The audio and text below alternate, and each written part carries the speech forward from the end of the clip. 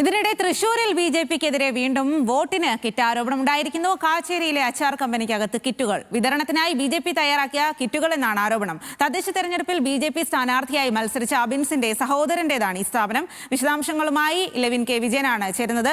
Levin, ഇന്ന് പാലക്കാട് വലിയ തരത്തിൽ ആരോപണവും വിവാദവും ഒക്കെ ഉണ്ടായതിനിടയിലാണ് തൃശൂരിൽ വീണ്ടും ഈ കിറ്റ് വിതരണം എന്നുള്ളത്. കഴിഞ്ഞ ദിവസം തൃശൂരിൽ തന്നെയാണ് ഇത്തരത്തിൽ സമാനമായി കിറ്റ് വിതരണം ഉണ്ടായത്. ഈ സ്ഥാപനം ആരുടേതാണ്? ഇതിൽ ഏതെങ്കിലും തരത്തിലുള്ള നടപടികൾ, പ്രതിഷേധം ഒക്കെ ഉണ്ടാകുന്നുണ്ടോ അവിടെ?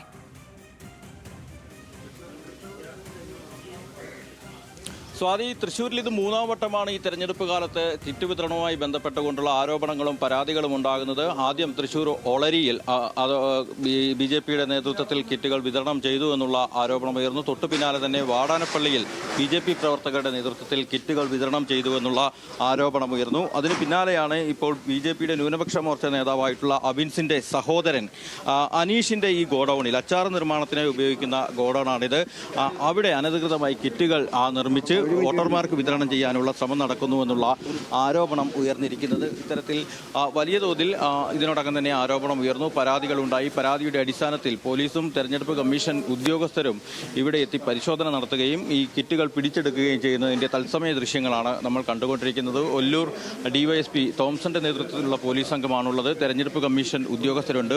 CPI നേതാവ് ES സുനിൽകുമാർ അടക്കമുള്ള നേതാക്കൾ ഇപ്പോൾ ഇവിടെ എത്തിയിരിക്കുന്നു. തൃശ്ശൂരിനെ സംബന്ധിച്ചുകൊണ്ട് തെരഞ്ഞെടുപ്പ് അട്ടിമറിക്കാനുള്ള നീക്കങ്ങളുടെ ഭാഗമായി, പണമൊഴുക്കി ജനാധിപത്യത്തെ കശാപ്പ് ചെയ്യാനുള്ള ബിജെപിയുടെ നീക്കങ്ങളുടെ ഭാഗമായിട്ടാണ് ഇത്തരത്തിൽ തുടർച്ചയായി ഇത്തരം സംഭവങ്ങൾ ആവർത്തിക്കുന്നത് എന്നുള്ളതാണ് പ്രധാനപ്പെട്ട ആരോപണമായി LDF നേതാക്കൾ ഉയർത്തുന്നത്. BJP നേതാവിൻ്റെ സഹോദരൻ്റെ ഉടമസ്ഥതയിലുള്ള ഈ ഒരു അച്ചാർ നിർമ്മാണ കമ്പനിയിലാണ് നമ്മൾ ഈ കണ്ടുകൊണ്ടിരിക്കുന്ന നിലയിൽ കിറ്റുകൾ കൂട്ടിയിട്ടിരിക്കുന്നത്. ഇത് തെരഞ്ഞെടുപ്പ് സമയത്ത് ജനാധിപത്യ വ്യവസ്ഥയെ അട്ടിമറിക്കാനുള്ള നീക്കങ്ങളുടെ ഭാഗമായിട്ടാണ്